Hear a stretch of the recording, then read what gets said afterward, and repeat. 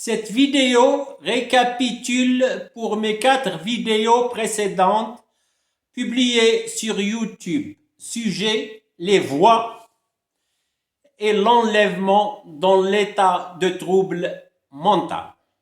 Le sujet: les psychiatres indépendants ont été dupés.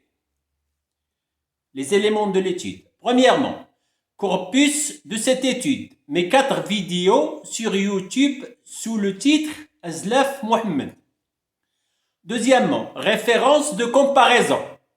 Wikipédia, Internet, entrée, automatisme mental pathologique. Troisièmement, les dupeurs. Auteur de mon enlèvement via les voies sous la couverture de l'état de folie. Je les appelle ici Compagnons 1996. Quatrièmement, délicatesse de l'étude. Possible infiltration du corps médical et éducationnel par Compagnons 1996. Cinquièmement, technologie sonore auditive des voix. Référence, texte, Mind Control, The Ultimate Brave New World by Nick Begich, PDF on Internet, published 2006. Je commence. Les cours universitaires donnés aux étudiants de la faculté de médecine dans la spécialité psychiatrie édifient dans leurs esprits de futurs psychiatres un système déterminé pour diagnostiquer une maladie mentale donnée, en l'occurrence l'automatisme mental pathologique inhérent par exemple aux troubles schizophrènes ou maniaques. Référence Wikipédia. Ces cours enseignent aux étudiants.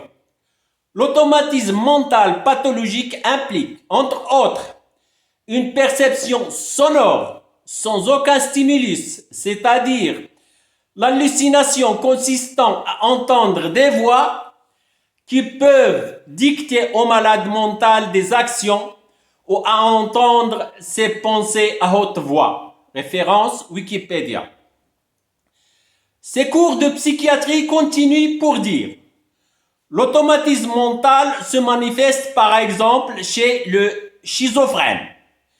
Et la schizophrénie peut induire le malade à se considérer comme la cible d'ennemis et sujet à des complots en dehors de tout lien logique et à devenir paranoïaque. Référence Wikipédia. Fin de la référence Wikipédia.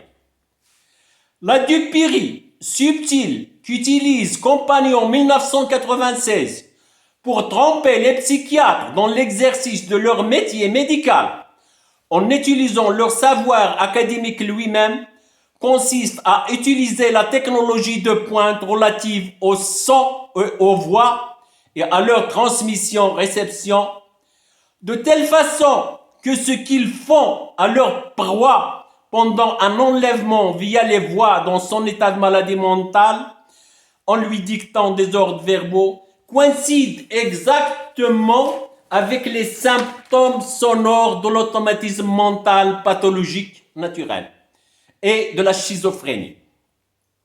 Compagnons 1985 crée artificiellement, via cette technologie, chez l'individu enlevé, l'exact schéma, copie de ce qu'est l'automatisme mental naturel pour induire le psychiatre traitant à croire que ce qu'il ou ce qu'elle constate dans l'histoire de la victime de ce type d'enlèvement via les voix est exactement ce qu'il a appris dans ses cours universitaires sur l'automatisme mental pathologique et sur la schizophrénie.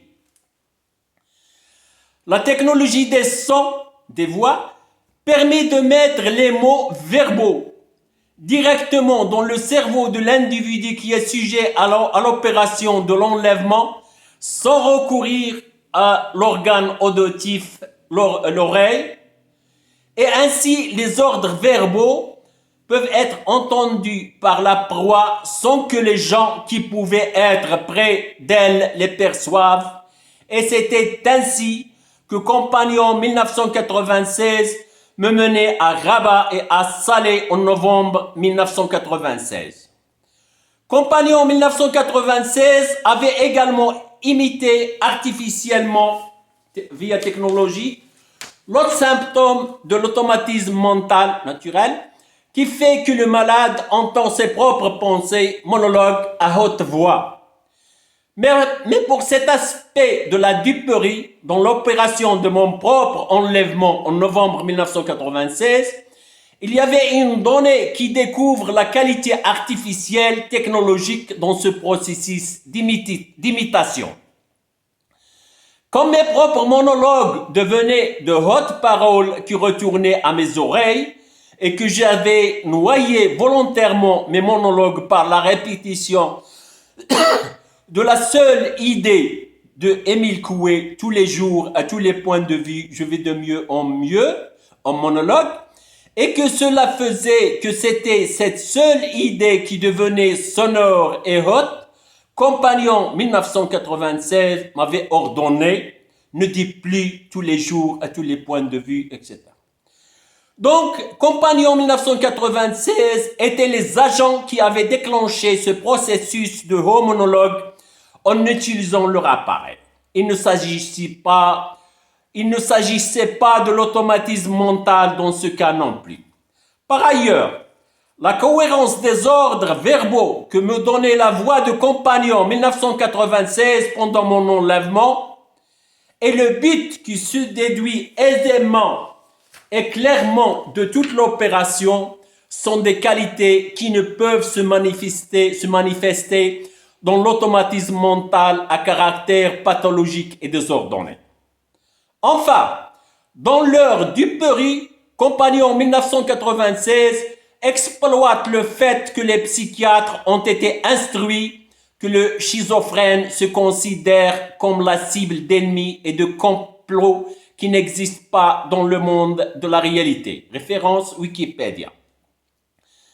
Après mon expérience réelle et en pleine conscience, folie partielle, de mon enlèvement via les voies en novembre 1996, il est évident que j'allais me considérer par la suite comme la cible des auteurs de cet enlèvement, c'est-à-dire Compagnon 1996, et exposé à leur complot, et je manifeste cela à l'extrême sur mon compte Facebook Azlaf Mohammed. Qui aura donc raison, moi qui dis avoir été et encore la cible de Compagnon 1996 et de leur complot, ou le psychiatre à qui on a enseigné à l'université que c'est ainsi que le schizophrène interprète ses hallucinations sur la persécution et ses idées paranoïaques. Qui est donc dans l'illusion, moi ou ce psychiatre? L'autre volet de l'enlèvement via les voies sous la couverture de l'état de folie ne m'a pas été révélé en novembre 1996 parce que je m'en étais échappé par chance et par la bonté de gens humbles sur la route de Tanger, province de Sidi Slimane. Quant aux gens qui ne sont pas des psychiatres, il est possible qu'ils interprètent cet enlèvement via les voies comme des actes du djinn. Le texte écrit de l'histoire de mon enlèvement via les voies en novembre 1996 est sur mon compte Facebook Azlaf Mohammed, photo du profil, habillé de kimono blanc, ceinture rouge et debout avec l'instructeur, homme avec moustache. En novembre 1996, lors de mon enlèvement, je vivais seul à Mohammedia. Moi, je suis de Laayoune, près d'Oujda. J'ai travaillé aux communes Sidi Barnossi à Casablanca, à la commune Bni Khlef Louisiya à Mohammedia et à la commune de Laayoune, près d'Oujda, c'est-à-dire au ministère de l'Intérieur. Actuellement, je suis retraité.